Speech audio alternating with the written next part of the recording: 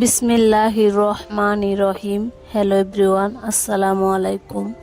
আমি Asma easy lifestyle channel থেকে আপনাদের ওয়েলকাম করছি আমার নতুন একটি লাইফস্টাইল ব্লগ ভিডিও দেখার জন্য।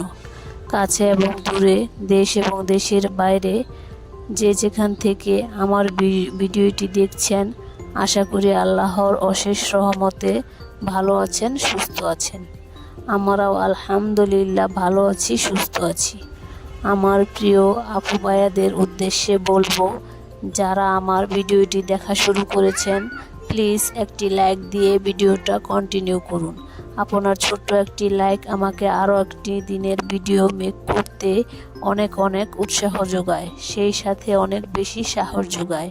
প্লিজ একটি লাইক দিয়ে ভিডিওটি দেখা শুরু করুন। সেই সাথে এখনও যদি আমার চ্যানেলটা সাবস্ক্রাইব করে না থাকেন, তাহলে প্লিজ সাবস্ক্রাইব করে আমার পরিবারের বন্ধু হয়ে থেকে যেতে পারেন। পাশে থাকা অল অপশনটি অন করে রাখুন। আমি যখনই ভিডিও আপলোড করব, নোটিফিকেশন পৌঁছে যাবে আপনার কাছে। আপনি আপনার সময় মতো আমার ভিডিওটি দেখে নিতে পারবেন। নারিকেল গাছ ছোলার জন্য লোক আসছে, কিন্তু এই মুহূর্তে ওর বাবা বাসায় নেই।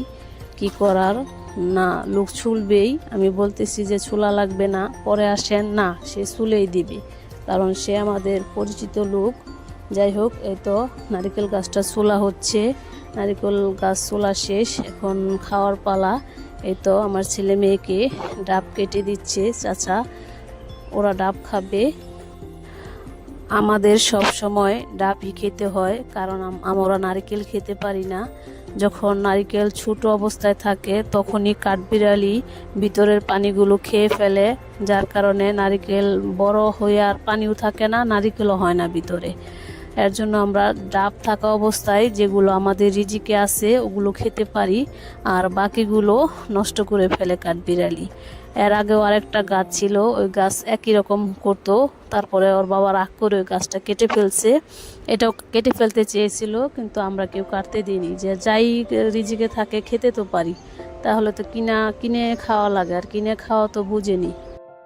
এখন বর্তমান যে অবস্থা, বাহির থেকে কিছু খেতে গেলেও ভয় লাগে, কারণ ফরমালিন যুক্ত খাবার। আমরা তো ফরমালিন মুক্ত খাবার খেতে পারি না, আমাদের পেটেও এখন সয় না।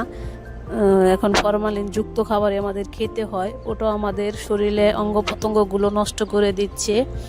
এর জন্য বলছি যে বাসায় যাই হয়, যেমনই হয়, ওটা খেলে আর কি হেলদি লাইফস্টাইল আর কি যাপন করা যায়, এটাই। নারকেল গাছ ছোলাছুলি শেষ, ডাবও খাওয়া শেষ। এই তো এখন রান্না করতে চলে আসলাম। মুরগির মাংস রান্না করতেছি। ছেলে মেয়ে মুরগির মাংসই খাবে, ওরা মুরগির মাংস পছন্দ করে। আজকে অন্য দিনের মতো মুরগির মাংস বাদ দিয়ে খাবে না, আজকে খাবে আমাদের ময়মনসিংহের ঐতিহ্যবাহী জনপ্রিয় পিঠা। বলেন তো এই পিঠার নাম কি? দেখি কে কে বলতে পারেন। আচ্ছা, আমি বলেই দেই, এটা হচ্ছে আমাদের ময়মনসিংহের ভাষায় গুটা পিঠা বলে, আর আরেকটা নাম আছে যে মেরা পিঠা বলে। তো আমরা গুটা পিঠা নামেই পরিচিত, এটাই আমরা বলি। এই তো এটা আমাদের এখানে আপনার বেগুন ভর্তা, গরুর মাংস বা মুরগির মাংস বা শুটকি ভর্তা দা খুবই জনপ্রিয়, এটা সবাই খেতে অনেক পছন্দ করে। যাই হোক, আমি বেগুন ভর্তা বানাচ্ছি আর মুরগির মাংস দিয়ে আজকে আমরা এই পিঠাগুলো খাবো। তো আমি আজকে একটা মিস্টেক করে ফেলেছি, কারণ বেগুন ভর্তাটা শুকনো মরিচ দিয়ে বানালে সেই মজা হয়। তো আজকে আমি কাঁচা মরিচ দিয়ে বানালাম, কাঁচা পাকা লাল মরিচগুলো আছে সেটা দিয়ে বানালাম, কিন্তু আমার কাছে ওইরকম একটা টেস্ট লাগে নাই। যাই হোক, বাচ্চারা খাবে তো অসুবিধা নাই, এটা দিয়েই খেয়ে ফেলবে। আর আমার ছেলে বলতেছে পিঠা আর ভর্তা অনেক মজা হয়েছে, ও বেগুন ভর্তাটাই খেতে অনেক পছন্দ করে, মুরগির মাংসটাও খায় না।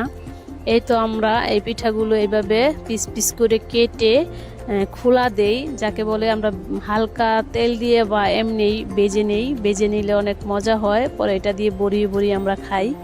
এই তো দেখেন, পিঠাগুলো আমি আস্তে মৃদু মৃদু আছে ভাজতেছি, বেজে একটু মশমশা হবে, পরে বেগুন ভর্তা দিয়ে আর মুরগির মাংস দিয়ে সবাই খাবো। এটা হচ্ছে খরচ কমের পিঠা, যেটা বানাইতে গেলে শুধু গুড়ি আর লবণ হলেই চলে, আর কিছুই লাগে না। পরে এমনি শুধু শুধু খাওয়া যায়, বাসি এমনি কামড়ায় খাওয়া যায়, সেটাও মজা লাগে। কিন্তু সাথে একটা ভর্তা বা একটা তরি তরকারি কিছু হইলে সেটা আরও মজাটা দ্বিগুণ হয়ে যায়। এই তো এখন এই যে বেজে নেওয়া হচ্ছে, ছেলে অধীর আগ্রহে বসে আছে কখন পিঠাটা খাবে। এই তো পিঠাটা নামাচ্ছি, ছেলেকে আগে দিয়ে আসি কারণ ওর অনেক পছন্দের পিঠা। আর ও তো সব সময় আমাদের সাথে থাকে না, ও মাদ্রাসায় লেখাপড়া করে, যখনই আসে তখনই ভালো কিছু দেওয়ার চেষ্টা করি, কারণ ওখানে কি খায় না খায় আমি তো দেখি না। এই তো ভিডিও শেষ প্রান্তে চলে এসেছি। সবাইকে আল্লাহ ভালো রাখুক, সুস্থ রাখুক। আল্লাহ হাফেজ।